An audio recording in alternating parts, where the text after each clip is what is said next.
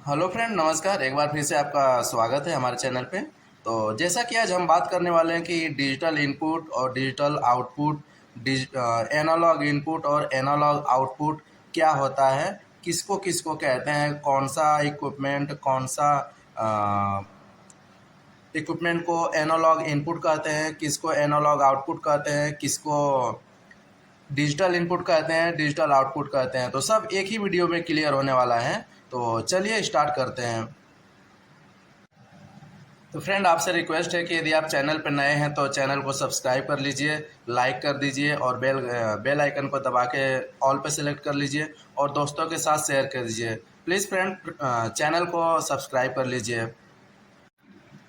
तो फ्रेंड, मैं एक वीडियो के माध्यम से आपको बताने की कोशिश किया हूँ कि डिजिटल इनपुट किसको बोलते हैं। तो आप इंडस्ट्री में जॉब कर रहे होंगे या तो फिर किसी भी फील्ड में आप जॉब कर रहे होंगे, तो आपने देखा होगा कि डिजिटल इनपुट किसे कहते हैं।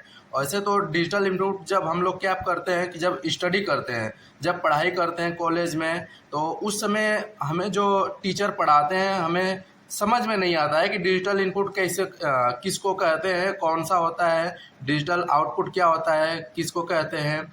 लेकिन जब हम फील्ड में निकलते हैं तो हमें पता चलता है कि यही इसी को डिजिटल इनपुट, डिजिटल आउटपुट कहते हैं। डिजिटल इनपुट को मैं एक वीडियो के माध्यम से बताने की कोशिश कर रहा हूँ। जैसे टॉगल स्विच होता है ना, टॉगल स्विच को भी टॉगल स्विच डिजिटल इनपुट के अंतर्गत आता है। पुश बटन डिजिटल इनपुट के अंतर्गत आता है, जैसा आप इमेज में देख सकते हैं। और सेंसर, जितने भी सेंसर रहते हैं ये सब तो डिजिटल इनपुट के अंतर्गत आता है। जितने लिमिट स्विच रहते हैं, लिमिट स्विच तो देखा ही होगा आपने, लिफ्ट में जो लगे रहते हैं, पुश अपना डोर में लगे रहते हैं, हर जगह इसका इस्तेमाल होता है। तो ये सब क्या होता है कि ये डिजिटल इनपुट के अंतर्गत आ जाते हैं।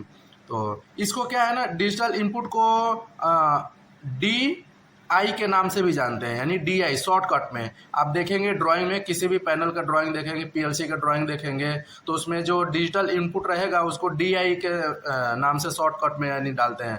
और ये अपना 4 डिजिटल इनपुट होता है। अब बात कर लेते हैं डिजिटल आउटपुट के बारे में।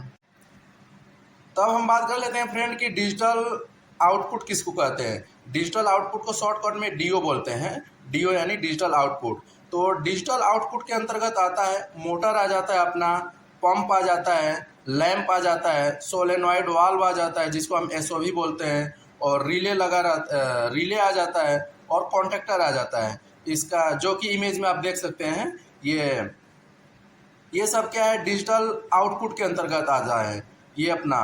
तो जितने भी रिले लगे रहते हैं इसको, और जितने भी कॉन्टैक्टर लगे रहते हैं, कॉन्टैक्टर तो आप देखे ही होंगे जो स्टार्टर बनाने के लिए इस्तेमाल किया जाता है, अपना सीमेंस का, स्नाइडर का, एलएनटी का, C&S कंपनी का। और मोटर का भी जैसे मोटर का जैसे डाटा लेना हो, चाहे पंप चल रहा हो तो पंप का डाटा लेना हो, लैंप का, सोलेनॉइड का, ये सब क्या है, डिजिटल आउटपुट के अंतर्गत आ जाता है। इसका शॉर्ट स्क्रीन आप ले सकते हैं।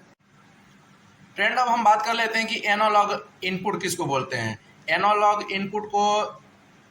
इनपुट को शॉर्टकट में एआई बोलते हैं। तो एनालॉग इनपुट के अंतर्गत क्या हो जाता है कि आरटीडी आ जाता है। आरटीडी यानी रेजिस्टेंस टेम्परेचर डिटेक्टर, और थर्मोकपल आ जाता है, और लेवल ट्रांसमीटर आ जाता है। आरटीडी यानी जो कि अपना किसी भी रिएक्टर में किसी का टेम्परेचर सेंस करने के लिए लगाया जाता है, और थर्मोकपल भी। तो इसके ऊपर मैं आरटीडी और थर्मोकपल दोनों जबकि रेजिस्टेंस पे ही काम, टेम्परेचर के लिए ही काम करते हैं, लेकिन अलग अलग के, उसके बारे में मैं एक बार अलग वीडियो बनाऊंगा। और लेवल ट्रांसमीटर जो कि किसी भी टैंक का लेवल देखना हो उसका, जिसको शॉर्टकट में एलटी बोलते हैं। तो ये एनालॉग इनपुट के अंतर्गत आ जाता है। जैसा कि फ्रेंड हम बात कर लेते हैं कि एनालॉग आउटपुट क्या होता है। तो एनालॉग आउटपुट को हम शॉर्टकट में एओ बोलते हैं। जो एओ दिख रहा है ये एनालॉग आउटपुट है। एनालॉग आउटपुट के अंदर जैसे कंट्रोल वाल्व हो गया, किसी भी कंपनी का, किसी भी इंडस्ट्री में आप देखे होंगे कंट्रोल वाल्व को जो कंट्रोल करने के लिए लगाया जाता है किसी भी लिक्विड को, तो उसको एनालॉग आउटपुट के अंतर्गत वो आ जाता है। तो फ्रेंड, मैं एक एक करके चारों को बता दिया कि डिजिटल इनपुट क्या होता है, डिजिटल आउटपुट क्या होता है, एनालॉग इनपुट क्या होता है, एनालॉग आउटपुट क्या होता है। और तो आज के लिए इतना ही। तो थैंक यू फ्रेंड वीडियो देखने के लिए, और यदि नए हैं तो चैनल को सब्सक्राइब कर दीजिए, लाइक कर दीजिए और शेयर कर दीजिए, और बेल आइकन को ऑल पर सेलेक्ट करके रखिए। Thank you friend.